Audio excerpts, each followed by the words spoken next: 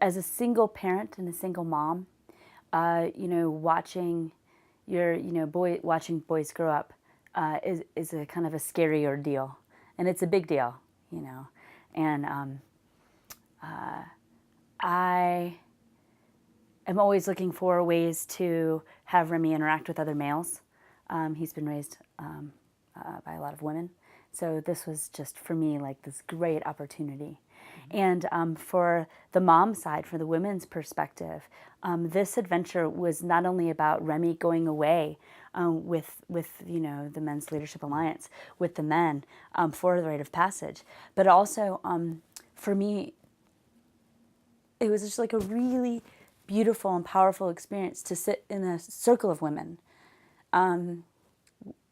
Some single mothers, some not, some married mothers, but all of us still going through the various stages of watching our young boys turn into men, and every experience that you can add to that journey accumulates, and these are the memories that you go back to as an adult, or what happens in these years, and so for me though, it was just not only a good experience for Remi and just to have him have the experience, right, to begin with, but also to sit with the women, talk about our experience, sending off our boys, having them come back, watching them sit with an uncomfortableness in this newness that they found within themselves, which is wonderful. Uncomfortability is growth, and I think so.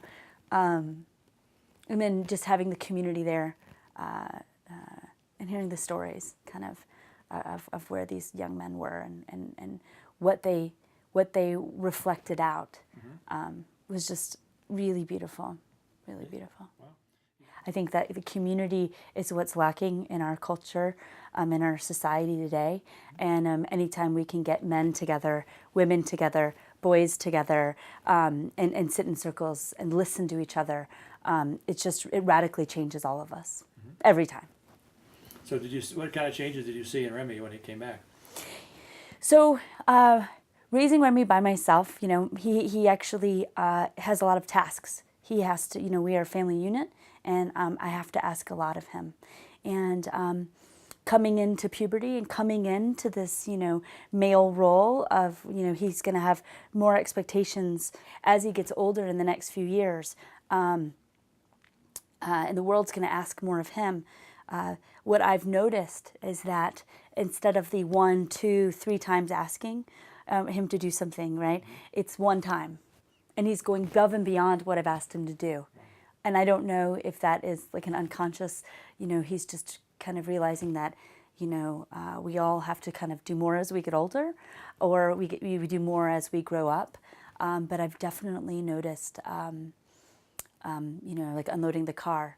Instead of taking one bag, he's like loaded, and he does it not just one time, one trip, but 5 trips, And we went on a road trip not too long afterwards, and I watched him, instead of sleeping the whole time, actually kind of a little bit interested, in working some math problems with me and staying awake and being a little more curious about, oh, I might have to drive this route someday, like, where are we, and he just seems a little more aware and more joyful, in a sense that maybe this growing up in this newness that he's experiencing, through puberty and through adolescence, isn't going to be as scary.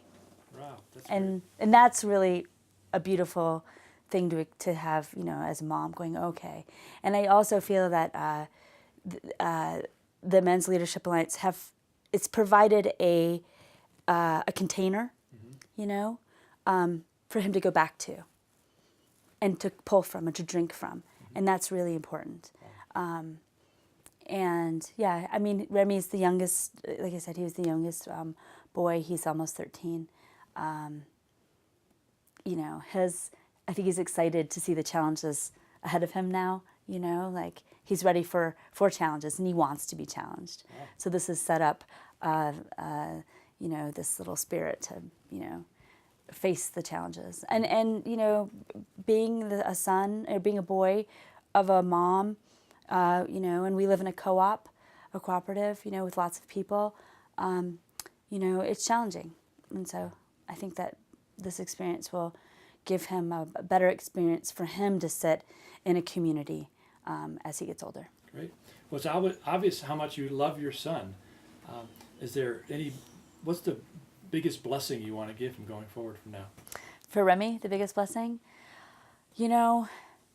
I think I pray almost every day that he sits with himself, that he's okay with being who he is. We have an attachment to being who other people, who our parents or who other people want us to be. But the end result is that we have to be okay with who we are. So I think that just that accepting who we are and where we're at every day would be the blessing.